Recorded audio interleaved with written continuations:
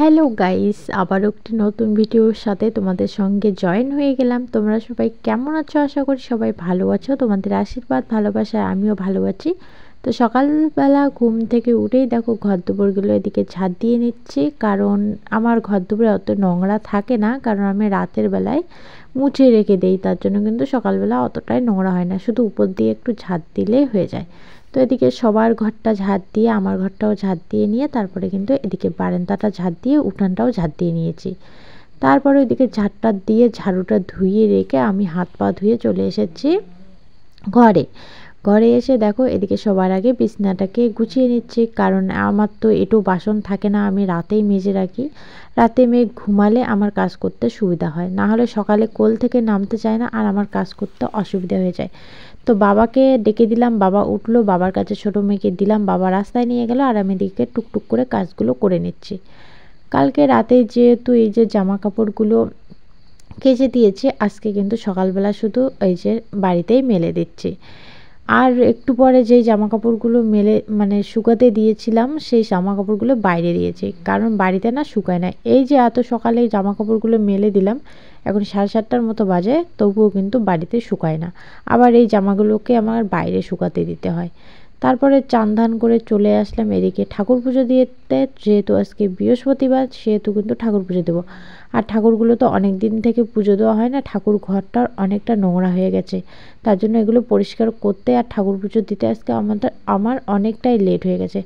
আর বাড়িতে যেহেতু এই ফুলের গাছগুলোতে ফুল হয়েছে, আমার কিন্তু কোথাও যেতে হচ্ছে না ফুল তুলতে, বাড়ির ফুল দিয়েই কিন্তু পুজো হয়ে যাচ্ছে। তো এদিকে এই যে ছোট ছোট তুলসী গাছগুলো আছে, সেই তুলসী গাছগুলো থেকে কিন্তু এদিকে আমি তুলসী পাতা ছিঁড়ে নিচ্ছি। তো চলো তুলসী পাতাটা ছিঁড়ে নিয়ে তারপরে বৃহস্পতিবারের পুজোটা মন দিয়ে নিই।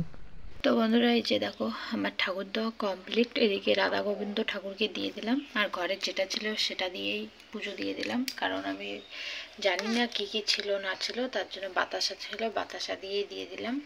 তো এই যে দেখো সুন্দর করে পুজো ওদিকে দিয়ে দিয়েছি। তো চলো এখন বাইরের ঠাকুরকে দিয়ে দেবো। তো বন্ধুরা দেখো, ওকে আমি সকালবেলা ম্যাগি জাল দিয়ে খাওয়ালাম, ওষুধ খাওয়ালাম, এখন ঘুম পাঠাবো, 9:30 বাজে। ও ঘুমাবে না, ওই দেখো ঘুমাবে না, এখনো পর্যন্ত আমি খাইনি।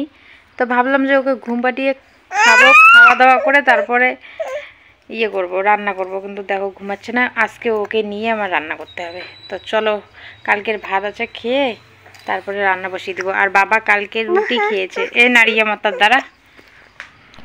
অনেকের ধারণা ছিল যে আমি শ্বশুরবাড়িতে একা এসে থাকতে পারবো না, রাতে আমি কার সঙ্গে শুবো। আমার শ্বশুরমশাই তো ঘুম গেলে আর টের পায় না, আমার শ্বশুরমশাই থাকা যে কথা, না থাকাও সে কথা।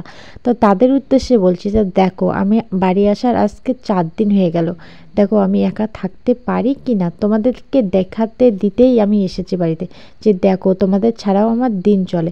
তারা ভেবেছে আমার মেয়েকে নিয়ে আমি থাকতে পারবো না, কারণ আমার ছোটো মেয়ে প্রচণ্ড পরিমাণে দুষ্টুমি করে দেখে, সবসময় কোলে থাকে, নামতে চায় না। তো দেখো এখন দেখতে পাচ্ছ, তুমি তো আমার ভিডিও দেখো, আমি জানি, দেখো তোমাদের ছাড়াও চলে। তোমরা ভেবেছো যে আমি থাকতে পারবো না, 2 দিন পরে আমার বাপের বাড়িতে চলে যেতে হবে। তো দেখো আজকে আমি 4 দিন হয়ে গেলাম, বুঝতে পারলা? তো কারো জন্য না কারো সময় থেমে থাকে না, সময় চলে যায়। আজকে হয়তো তোমার দিন, কালকে আমার দিনও আসতে পারে, বুঝছো? তো এটা আমি অহংকার দেখে বলছি না, কারণ এটা আমার মন থেকে বলছি, তোমারও একদিন এই দিনটা আসবে আমারই মতো। তো মানুষকে দেখে কখনো হেসো না। তো দেখো এদিকে ভাত বসিয়ে দিয়ে কিন্তু ওদিকে বাকি কাজগুলো করে নিলাম। তো এদিকে দেখো বাকি কাজগুলো করতে করতে ভাত আমার প্রায় হয়ে গেছে। আর এইদিকে দেখো উনানে ডাল বসিয়ে দিয়েছি, ডালটাও প্রায় সিদ্ধ হয়ে গেছে। তো এগুলো আর একটু হবে, তো ওগুলো আর একটু হোক, আমি যে কাপড় জামাগুলো শুকাতে দিয়েছি বাইরে। চলো।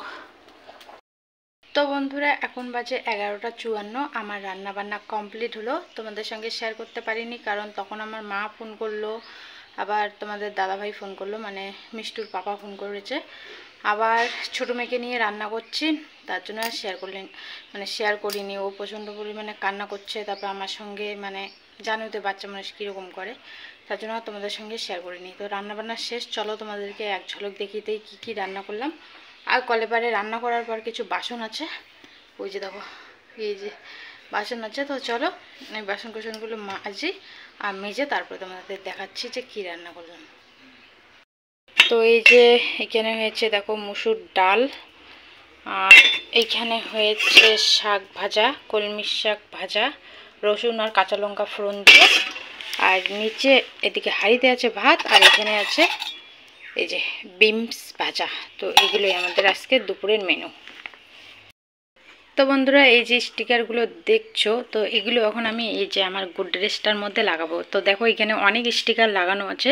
তো এই যে আবার নিয়ে আসা হয়েছে দুটো। এগুলো আমার ভাস্তির কাছ থেকে নিয়ে এসেছি। ওদেরকে একটা বই কিনে দিয়েছি, সেই বইয়ের থেকে আমি দুটো পৃষ্ঠা নিয়ে এসেছি, মানে দুটো পাতা নিয়ে এসেছি। তো চলো এটা এখন এখানে লাগাবো, লাগানোর পরে তোমাদেরকে দেখাচ্ছি। তো এই যে দেখো লাগিয়ে নিলাম এইখানে কয়টা, এই দিক থেকে, তারপরে এইখানে, এই যে এইখানে, আর এইদিকে বেশি লাগিয়েছি এই যে।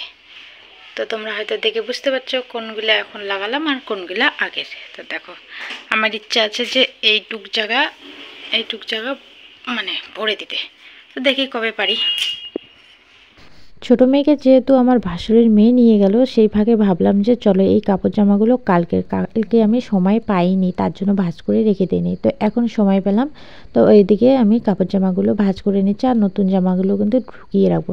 তো যখনই সময় পাই তখনই কিন্তু এইভাবে আমি টুকটুক করে কাজগুলো করে নিই। তো বন্ধুরা শুভ বিকেল, ফিরে আসলাম অনেকটা সময় পরে। তো দেখো ওদিকে ছোটো মেয়েকে রেডি করে দিয়েছি, একদম জামা প্যান্ট সব জুতো টুতো পরিয়ে দিয়েছি, কারণ এখন ঠান্ডা অনেকটাই পড়ে গেছে এইদিকে। আমাদের ওইদিকে অতটা ঠান্ডা ছিল না, মানে আমার বাপের বাড়ির ওইদিকে, এদিকে অনেকটাই ঠান্ডা। তো যে চলো আবার, তো এখন ও রাস্তায় যাবে, তো চলো ওকে একটু রাস্তায় হাওয়া খেয়ে নিয়ে এসি। কি বলো? তো বন্ধুরা দেখো এদিকে সমস্ত জলের বোতল ভরে রেখে দিলাম, চলো এখন সন্ধ্যাবাতি দিব। দেখো এদিকে সন্ধ্যা হয়ে গেছে, তো চলো সন্ধ্যাবাতিটা দিয়ে নেই, তারপরে আসছি। তো সন্ধ্যার সময় মনটা একটু চানা চানা করছিল, তো দেখো ওই যে চানা নিয়ে বসে পড়লাম। বাড়িতে তো সন্ধ্যাবেলা প্রতিদিন চা খাওয়া হতো, কিন্তু এখানে তো হয় না, তো কিছু না কিছু খেতে ইচ্ছে করে, তার জন্য এই যে এই চানাগুলো নিয়ে বসলাম। তো বন্ধুরা দেখো এদিকে একটা আলু আর 3টে ডিম সিদ্ধ দিলাম, কারণ ছোটো মেয়ে ভাত খাবে, সকালে যেহেতু ম্যাগি খেয়েছে, তো এখন ভাত খাওয়াবো, তার জন্য এদিকে সবার জন্য একটা করে ডিম সিদ্ধ দিলাম, আর এই যে একটা আলু সিদ্ধ দিলাম। আলু সিদ্ধ আর ডিম সিদ্ধ দিয়ে ও ভাত খেয়ে নেবে।